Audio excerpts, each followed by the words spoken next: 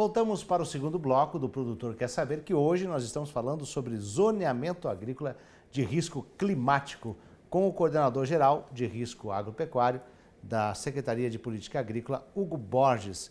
Hugo, nós estamos detalhando então como é que funciona, para o produtor entender um pouquinho melhor da importância do ZARC, né, do zoneamento, e até para se familiarizar um pouquinho mais, né? Agora, esse novo levantamento já está em fase de entrega de publicações, né? Quais são os prazos, quando é que saem as primeiras publicações? Perfeito. Essa parceria do Ministério da Agricultura com a Embrapa já rendeu, inclusive, algumas publicações, né? Nós já publicamos, no final do ano passado, as portarias do milho segunda safra, o Brasil inteiro, e também o trigo, o Brasil inteiro, e algumas culturas para o estado de Roraima. Então, ele já rendeu frutos, né? E a novidade é que nós teremos agora, para a safra 17 e 18, a publicação de novas portarias de zoneamento para milho, soja e cana-de-açúcar Brasil inteiro.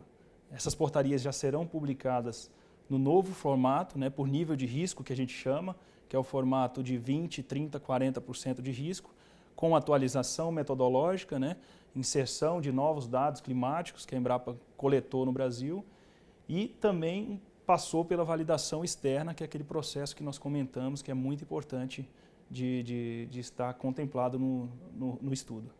Agora, essa questão da validação, né, até gostaria que você reforçasse, né, que é importante ser feita essa validação para que o mercado tenha uma aposta maior ainda, a certeza do que está sendo publicado. Isso. Essa validação externa, a princípio, é um processo que está sendo construído. Então, a gente até gostaria de contar com a participação maior de representantes locais, né, de cooperativas, de federações, de representantes de assistência técnica, porque essa informação é muito importante para nós, para identificar realmente se o que foi extraído do modelo matemático que o sistema nos forneceu, se ele está aderente à realidade do local ali do produtor. Se aquela data de semeadura mesmo corresponde ao histórico que vem ocorrendo ali de perdas, né, e outras coisas que ocorrem, principalmente perdas climáticas, né? Aí ele tem que ter essa questão. Agora, dentro dessas publicações, que agora vai ter as primeiras, né? É interessante o produtor também ficar atento já nessas primeiras publicações, entender esse zoneamento da forma como ele está agora? Sim, a regra é que se o produtor ele tem acesso, por exemplo, ao crédito de custeio do Pronaf, por exemplo, né, que é a agricultura familiar, e é uma cultura que ela tem zoneamento publicado pelo Ministério, obrigatoriamente o produtor ele precisa seguir os indicativos do zoneamento para que ele possa se enquadrar no Proagro+, para que ele possa, primeiro, ter acesso ao crédito de custeio e, segundo, estar enquadrado no Proagro+, que é um programa de seguro, e caso ele tenha sinistro lá na frente, ele possa ter acesso a esse programa de garantia, né, que é um programa que garante que ele vai sanar as dívidas dele junto ao banco e ele continuar com a sua atividade, né, que ele não fique com a dívida ali, que ele consiga renovar o crédito de custeio para o ano seguinte sem ficar com dívida junto ao agente financeiro. Então é muito importante seguir esses indicativos para todas as portarias que são publicadas pelo Ministério da Agricultura. Agora, foi uma mudança importante você ter novas margens, novos percentuais em relação ao risco de cada região? Isso muda muito na prática? Isso permite tanto o produtor ele identificar qual que é o risco que ele está de fato sendo atingido ali, dependendo da data de semeadura, né, que são períodos de 10 dias, que são decênios, né, e também permite ao agente financeiro, à própria seguradora, ter uma melhor identificação do risco que ela está exposta, né, que a carteira dele está exposta no momento que ele faz um programa de um enquadramento de seguro, né. Então, agora é importante isso para o mercado de seguro, como você está colocando agora, porque consegue ter preços mais reais, né? Nem se cobrar de mais, nem se cobrar de menos no seguro. Pode ter um seguro mais acessível, porque você tem esse dado desse risco.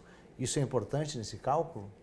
Sim, é importante, a gente vem conversando com as seguradoras até que ponto essa informação que nós estamos publicando, ela servirá nessa parte de cálculo atuarial da taxa do seguro. Ainda não se chegou a uma conclusão como que se pode aplicar de fato isso, é necessário mais estudos em relação a esse tema, mas a gente já consegue identificar alguma forma de aplicar isso, né, tanto no programa de seguro privado, né, as seguradoras privadas, e também na estrutura de precificação dos programas de governo também, principalmente o Proagro.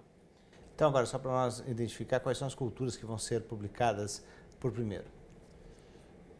A partir de julho agora, no mês que vem, nós estaremos publicando nesse novo formato de nível de risco soja para o Brasil inteiro, milho para o Brasil inteiro, cana-de-açúcar, e estaremos mantendo a rotina de publicação no formato anterior, né, que a gente indica apenas o período de 20%, para as outras culturas anuais que já são publicadas anualmente pela Secretaria de Política Agrícola.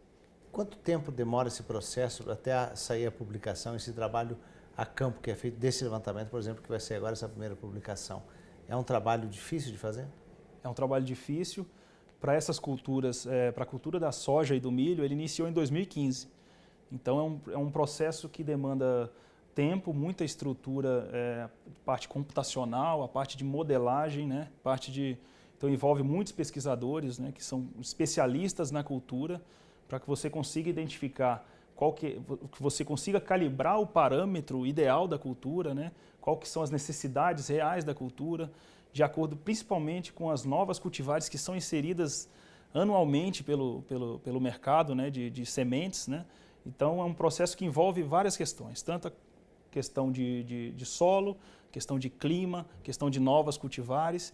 Então esse processo da modelagem, ele demora um tempo, e depois que sai esse resultado da modelagem, ainda tem o processo da validação externa, que também é um processo demorado. Imagina você fazer várias reuniões em diversas unidades da federação, apresentar o resultado, você chega na unidade da federação, tem um feedback que talvez você precisa voltar no modelo, fazer algumas alterações, levar de novo, ajustar. Então, você vê, desde 2015, né, nós estamos agora em 2017, demoramos aí 2 anos aí para fazer o milho e a soja. Isso é importante até para o produtor ter uma ideia, né, do que é feito desse trabalho, né? Agora, esse zoneamento, por exemplo, ele vai por município, ele vai, por exemplo, pega um Matopiba, como é que funciona essa regionalização para chegar nesses dados? Qual é a base geográfica? A base geográfica é a unidade da federação, o estado. Então o estudo ele é feito por unidade da federação e nós publicamos a indicação da data de semeadura por município, dentro de um estado. Então a portaria ela é publicada por estado e por cultura. Por exemplo, eu publico soja no estado do Tocantins e dentro da portaria eu detalho qual que é a data de semeadura ideal para cada município daquele estado. Então, quando eu publico soja, por exemplo, eu publico para mais de 20 unidades da federação, que é uma para cada estado. É importante isso, né? Porque os estados eles não seguem a questão climática, ela muda muito de uma ponta para outra, né? Então, por município, vocês acreditam que chega numa realidade bem mais precisa? Sim, o ideal era que conseguissem identificar áreas de risco, inclusive dentro do município, né? Só que a nossa malha de estações climatológicas no Brasil ainda não é uma malha com a densidade boa. Então, o que a gente consegue chegar hoje atualmente é em relação ao município e que a gente considera que é uma informação confiável. Aí já é uma abrangência muito grande, já, né? Você consegue para o município. Minas Gerais, por exemplo, né, com 853 municípios, você pega aí sul de Minas e norte de Minas. É uma realidade completamente, absurdamente diferente, né? E isso é fácil de você ver nesse zoneamento? Você consegue identificar isso? Essas diferenças de realidades? Conseguimos. Inclusive, tem locais onde você vê a divisão do risco climático, inclusive na divisa de municípios, né? Então, não quer dizer que um estado ele tem a mesma característica de data de semeadura, né? Você pega um estado igual você citou, né? Minas Gerais, por exemplo, que a data de semeadura no norte é totalmente diferente da data de semeadura do sul. Então, o zoneamento ele consegue identificar isso à medida que a gente trabalha com estação pluviométrica de cada município e cruza essas informações. A gente faz uma interpolação entre as estações climatológicas.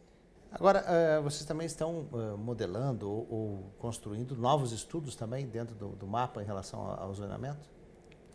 Temos um projeto ambicioso de estar fazendo outras indicações de risco. Então, a gente considera que o zoneamento é uma indicação de risco climático, né, que trabalha com data de semeadura de acordo com as características de exigências climáticas da cultura, e pretendemos desenvolver mais 4 produtos dentro de um pacote que nós estamos chamando de RiskTech, que esse pacote vai permitir que a gente faça também identificação de riscos produtivos também, da parte da produtividade da cultura, de acordo com características climáticas, né? Já existem modelos no mundo que permitem que se aplique essa metodologia para a identificação de produtividade.